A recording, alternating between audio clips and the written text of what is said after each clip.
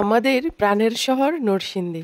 আজকে আমরা চলে এসেছি নরসিংদীর যৌসর বাজারে। এই এলাকাটা কিন্তু খুবই সুন্দর, চারিদিকে লাল মাটির সমাহার। দেখে মনে হয় কোনো পাহাড়ের কিনার দিয়ে আমরা চলে যাচ্ছি বহু দূরে। আসসালামু আলাইকুম, সবাই কেমন আছো? Welcome back to my another new blog.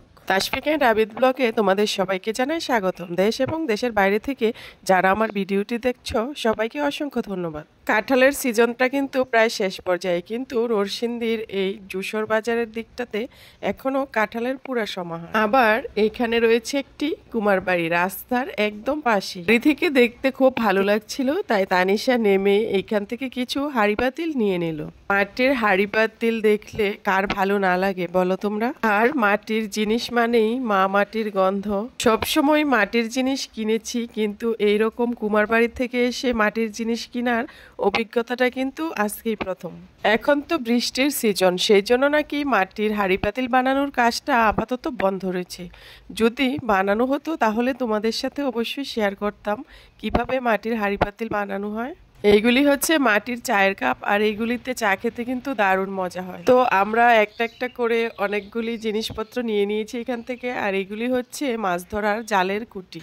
এই হাতের কারুকাজগুলা কিন্তু খুবই নিখুঁত, আর দেখতে কিন্তু খুবই সুন্দর। এখান থেকে একটা ভাতের হাঁড়িও নিয়েছিলাম, কারণ মাটির হাঁড়িতে ভাত রান্না করলে নাকি খেতে দারুণ লাগে আর অনেকটা স্বাস্থ্যসম্মত। আগের দিনে কিন্তু আমাদের দাদি নানুরা মাটির হাঁড়িতেই রান্না করতো, আর ওদের কিন্তু রোগবালাইও কম হতো। আজকে এই কুমার বাড়িতে এসে তানিশা ভীষণ খুশি, কারণ তানিশা আর কখনোই কুমার বাড়িতে আসেনি। এখানে তানিশা মাটির ব্যাংক নিয়েছিল 2টা, আর ভাত খাওয়ার প্লেট নিয়েছিলাম 4টা, একটা পিঠা বানানোর জন্য পাতিল নিয়েছি, আর চায়ের কাপ নিয়েছি 4টা, আর তানিশা নিয়েছিল একটা ছোট কলসি। সব মিলিয়ে দাম এসেছিল 380 টাকা। তো এসব কিছু নিয়ে আমরা এখন চলে যাচ্ছি বাড়ির উদ্দেশ্যে। আকাশটা কিন্তু আজকে প্রচুর মেঘলা ছিল, আর ওয়েদারটা কিন্তু দারুণ ছিল। আমাদের কাছে লটকন কিন্তু শেষ হয়ে গেছে, কিন্তু নরসিংদীর এই যশোর বাজারে এসে দেখলাম যে লটকনের পুরাই সমাহার। এইখানের লটকনগুলার কালার কিন্তু অনেক সুন্দর, আর তানিশা আর তাসফিক বলছিল এইখান থেকে লটকন কিনে নিতে, সেই জন্য এইখান থেকে কিছু লটকন কিনে নিচ্ছিলাম আমরা।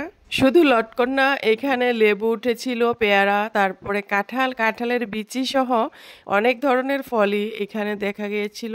এই লটকনগুলি কিন্তু খেতে দারুণ মিষ্টি ছিল। এই লটকনগুলো আমরা 100 টাকা কিলো নিয়েছি। আজকে কিন্তু আমি আমার এক কাজিনের বাসায় বেড়াতে এসেছিলাম। তো ভিডিওটি ভালো লাগলে লাইক, কমেন্ট, শেয়ার দিয়ে অবশ্যই পাশে থাকবে। সবাই ভালো থেকো, সুস্থ থেকো। আল্লাহ হাফেজ।